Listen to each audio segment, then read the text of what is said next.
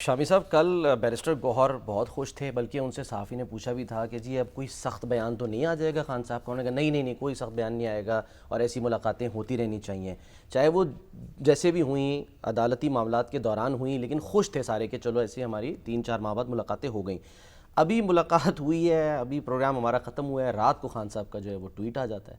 तो ये क्या चाहते हैं मानी पीटीआई? क्या एक कदम बड़ा आगे जाके 4 कदम पीछे?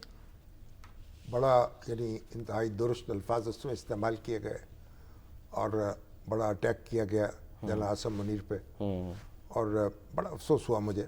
और यानी अब मैं तो कुछ कह नहीं सकता कि भाई ये कौन उनका ट्विटर हैंडल कर रहा है और किस तरीक़े से ये मैसेज जाते हैं और किस तरीक़े से ये फिर नशर हो जाते हैं और या कोई बाहर बैठे हुए लोग अपने तौर पर ये काम कर रहे हैं। बाहर कोई शख्स बाकायमी होशो हवास कल वो ट्वीट नहीं कर सकता था। देखिए उससे पहले खबरें आ रही थी कि जनाब खान साहब के साथ बहुत बदसलूकी हो रही है, वो बहुत मुश्किल में है, मगर बैरिस्टर गौहर जो थे उन्होंने कहा कि नहीं उनकी सेहत अच्छी है, अखबार भी मिल रहे हैं उनको। अखबार भी मिल रहे हैं और वो मुतमईन है। तो अब ये एक बिल्कुल एक नया मंजर था जब वो उन्होंने गुफ्तगू की है।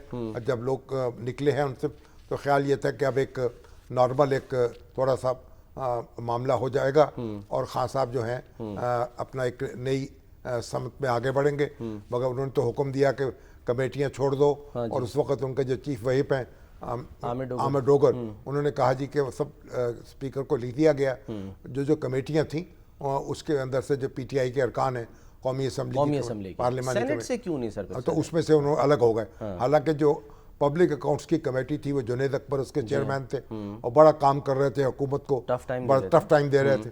तो बहरहाल अब उसके बाद उनका नहीं जी ये एक पहला कदम है। अब हमारे जनाब कई दोस्तों ने लिखा है, वो खालिद जाफर साहब ने भी और दूसरे दोस्तों ने भी, और कि ये पहला कदम है इस्तीफ़ों के रास्ते में। अब यानी वो कौमी असम्बली से इस्तीफे भी दे सकते हैं। अच्छा, और फिर इसी तरह कहा कि भाई ये जो ज़िमनी इंतखाब है, अब ये भी खबर आई कि लाहौर का ज़िमनी इंतखाब लड़ेंगे।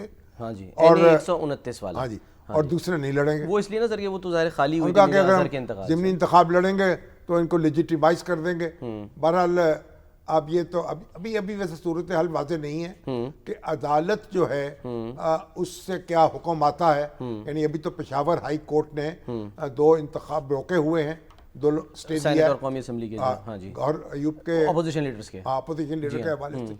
तो अब ये जो जिन लोगों को सजाएं मिली हैं वो इब्तदाई अदालत की सजाएं हैं और मेरा ख्याल इंतहाई कार्रवाई उस पर नहीं होनी चाहिए जब तक उनकी अपील जो है उसकी समाअत नहीं होती। और अब देखिए राना सनाउल्लाह के घर पर जिन लोगों ने हमला किया था उनको भी 10-10 साल कैद की सजाएं दी गई। अब हमारे कई दोस्तों ने कहा, वो एक बड़ा एक उन्होंने अपने सोशल मीडिया पे हंगामा किया कि जनाब ये कौन सा कौमी यानी कौमी तनसीबात सरकारी तनसीबात थी जिसमें जनाब राना सनाउल्लाह के घर पे हमले करने वालों को 10-10 साल कैद दे दी गई। और ये कोई क्या इसका तकद्दुस था इस राज का? अच्छा, तो मैंने अब उसका देखिए बात यह है कि जो किसी की राना सनाउल्लाह उस वक्त वजीर दाखिला थे जी हाँ।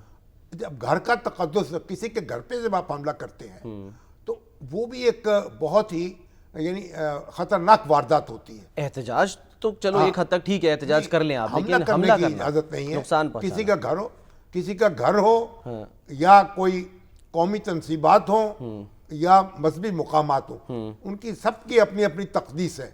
तो जिन लोगों ने ये काम किया, अब जो तो वीडियो में थे, जो रिकॉर्डिंग हो गई, जो पहचाने गए, उनका तो मामला ठीक है। जो साजिश के उसमें पकड़े गए हैं पादाश में, उनके बारे में तो शक रहेगा। राना सनाउल्लाह साहब के जो वो शहर के लोग थे, मेरा ख्याल है कि मुनासिब होता राना साहब उनको माफ़ कर देते। अच्छा। या वो उनसे माफ़ी मांग लेते तो ये मामला खत्म करते। यानी अब तो सर हुकूमत ये कह रही है कि जो भी कुछ ऐसी सजा वगैरह दीजिए, ये तो अदालतों का मामला है, अदालतों से जो है वो तो यानी जो सर भी मुझे है, सिर्फ ये हमें समझना चाहिए ना। हमने ये तमाशा बना रखा है, किसी के घर पे हमला कर दिया, किसी की गाड़ी को जला दिया, किसी का मोटरसाइकिल जला दिया, किसी की एम्बुलेंस रोक ली, वो बंदा फौत हो गया, हम ये तमाशा समझते हैं। ये तमाशे अब ख़त्म होने चाहिए।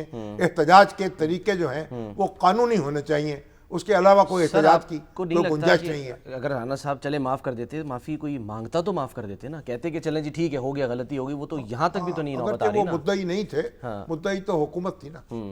लेकिन बहरहाल कोई सर- सियासी कारकुन जो है वो कैसे भी हो, बिगड़े हुए भी हों, तो उनको थोड़ा सा उनके साथ मौका देना चाहिए उनको संभलने का। तो सर ये सियासी कारकुन तो खान साहब देखिए ना, जिनको अब वो इत्तला आई कि धुंधलेपन का शिकार हो गए खान साहब, साहब, क्लैरिटी से नज़र नहीं आ रहा उनको। ऐनक यानी आंखें कमज़ोर हो रही। हाँ जी, नवंबर में उनका आई टेस्ट हुआ था। तो चलिए उनका आई टेस्ट हो जाएगा, नज़र का टेस्ट हो जाएगा।